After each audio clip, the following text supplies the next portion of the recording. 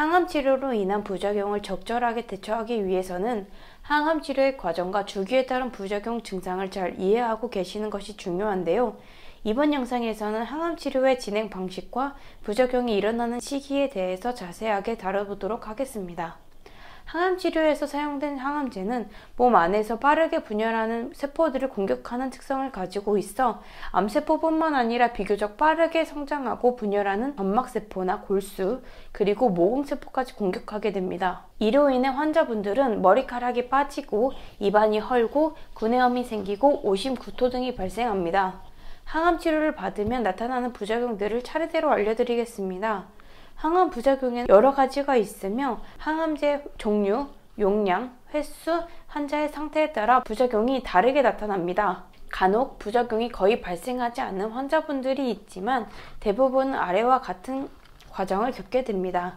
일반적으로 항암제를 맞자마자 환자분들은 메스꺼움과 구토 증상을 겪게 됩니다.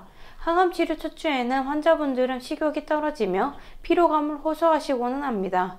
일주일 정도가 지나면 입안이 헐고 구내염 증상이 발생합니다. 2주에서 3주 차에는 백혈구 수치가 떨어지고 손발이 저린 수족 증후군이 나타나기도 하며 이후 서서히 컨디션을 되찾기 시작합니다.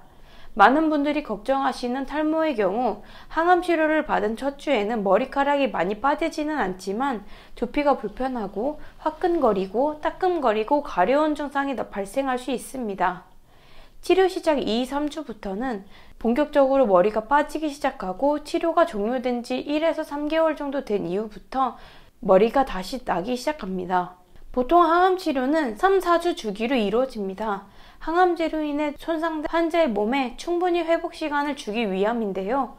항암 치료를 끊지 않고 계속해서 이어간다면 좋겠지만 환자분의 체력, 면역력, 그리고 정신적인 부분이 회복되지 않은 상태에서 진행한다면 오히려 악영향을 줄 수 있기 때문에 의료진과 환자의 건강 상태를 점검하고 충분한 상담을 거쳐 치료를 재개하게 됩니다.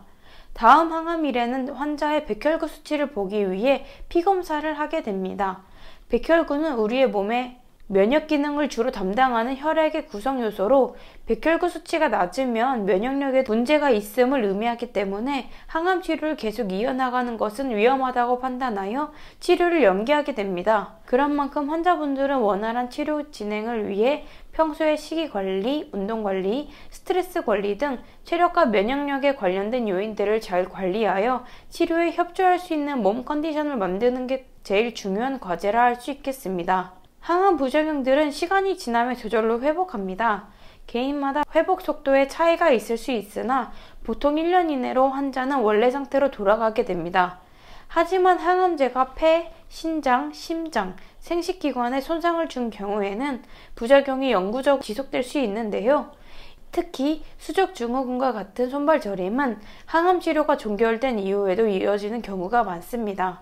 그런 만큼 항암 치료 이후에도 담당 주치의를 만나 정기적으로 건강 상태를 점검하고 불편한 점이 있다면 적극적으로 치료하고 관리해 주어 영구적인 증상, 질환으로 변하지 않도록 신경 써 주셔야 합니다. 여기까지 오늘의 영상을 시청해 주셔서 감사합니다.